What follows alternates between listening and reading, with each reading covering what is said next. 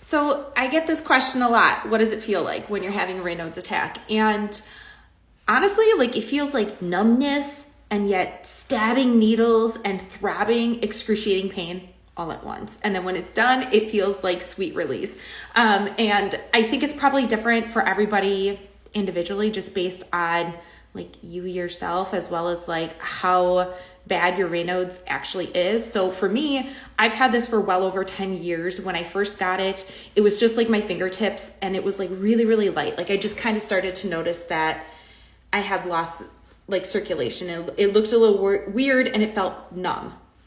I didn't have a lot of pain. However, now 10 years in, it's definitely a different story. When my hands get as white as they were in that video that I had posted, it's numbness, but you also have pain on the inside. It's hard to explain. It almost feels like if you're holding like a frozen pipe. This is how I explain it to people. It's almost like you're holding a frozen pipe and you like bang it really hard on something and it's like it's cold, but it's also vibrating. Like that's how mine feels when it's in that white, no circulation stage.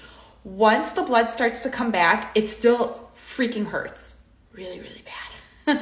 And if you warm up with too hot of water and too quickly, it can feel even worse. Like the throbbing, that's when like the throbbing pain starts, and sometimes the blood flow will come back too quickly and your fingertips will actually turn like red or even like a bluish purple. It is excruciatingly painful.